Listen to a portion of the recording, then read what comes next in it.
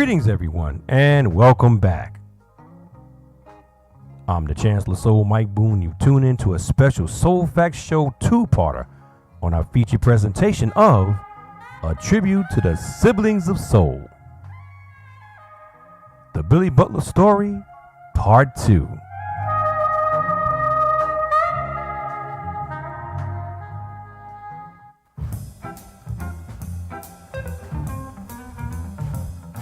Chicago Soul, a state-of-the-art entity in R&B and pop music during the early and mid-1960s. Its music rolled the radio airwaves and attended house parties and dances across the country. Billy Butler's contribution to the era earned his reputation as a classified gifted songwriter, musician, and singer. He embarked on a solo career in 1966 after he left his group, the Chanters. With a few charted hits on OK and no support from the Brunswick label, Butler continued to write and produce music in-house for other artists, including himself. In 1969, Billy Butler formed the group Infinity with former Chanters member Earl Batts. He joined Jerry's production and imprint company, Fountain, and issued the hit single Get On The Case, charting number 41 on Billboard's R&B singles on December 13, 1969. We gotta get on the case. That's what we got to do. I said get on the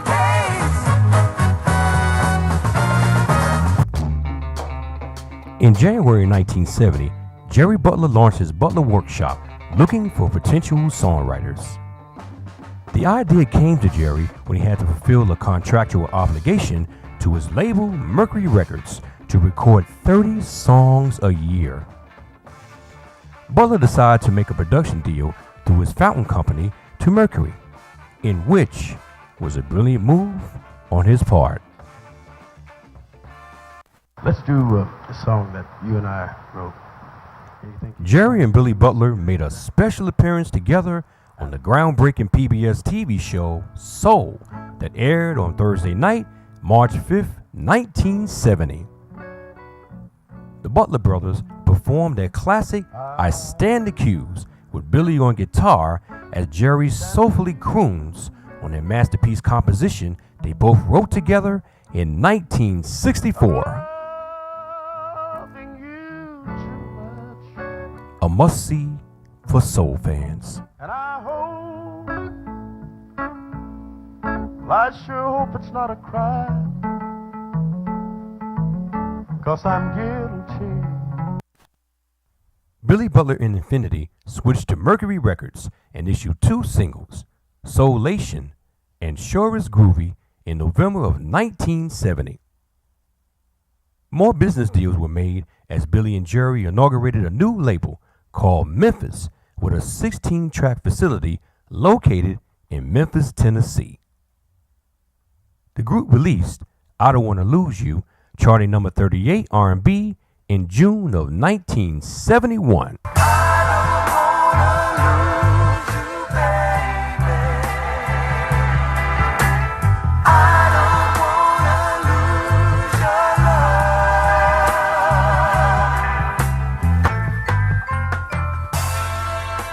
After 5 unsuccessful single releases, the Memphis label folded by the end of 1971.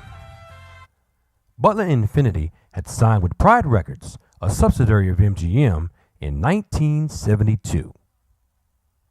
The imprint issued an album in 1973 entitled Hung Up On You, featuring back cover liner notes forwarded by Jerry Butler.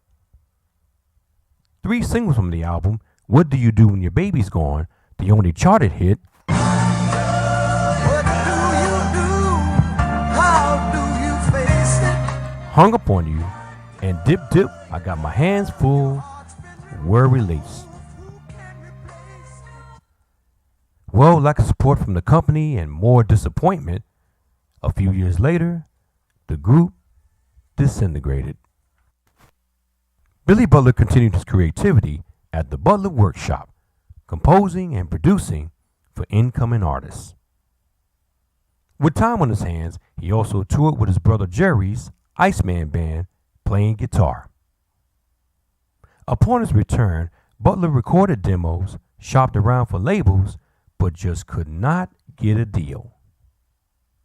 Finally, in March 1976, he inked a contract with Curtain Records and issued one LP entitled Sugar Candy Lady in 1977 and one uncharted single, Feel the Magic. I feel the magic that nobody else can bring. I feel the magic, change my world, it seems. Well, as the magic didn't spellbound record buyers, Billy returned back to writing, producing, and playing guitar for the Iceman Band.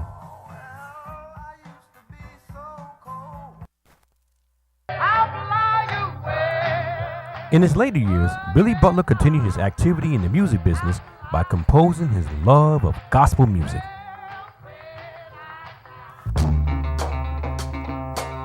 In 1995, I had the pleasure of meeting Billy Butler at a gathering of the Brunswick Years Double CD promotion party held in New York with legendary Northern Soul artist and label mate of Brunswick, Tony Drake.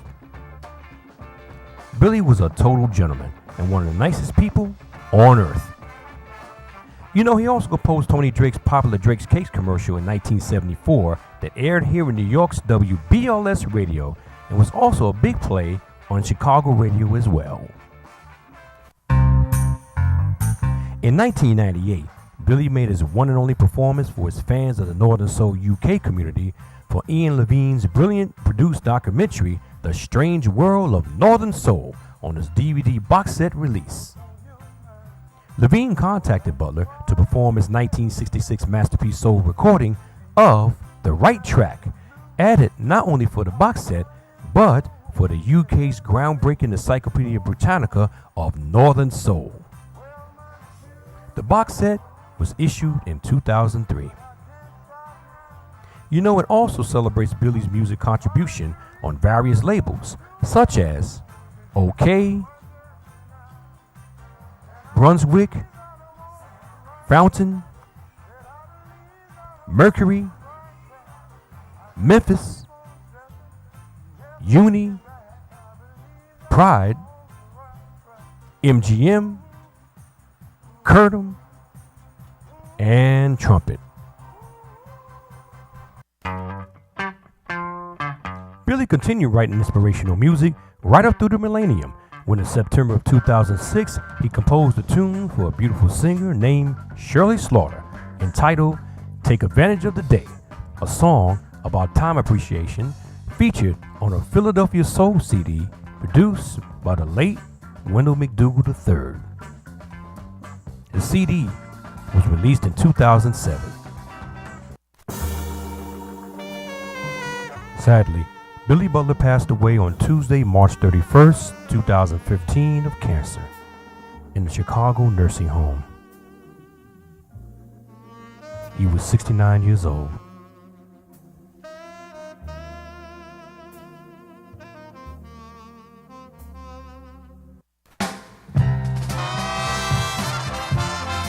Billy Butler's exuberant sound helped the development of Chicago soul. His stardom might have been subsided by the fame of his brother Jerry, but his musical legacy, style, and essence will continue to be celebrated by generations of music fans throughout the globe. Let's just be thankful that the music outlives the man. Until we meet again musically, I'm the Chancellor of Soul. The sun comes and shines. Lord, I ain't complaining. I've done wrong and I'm serving my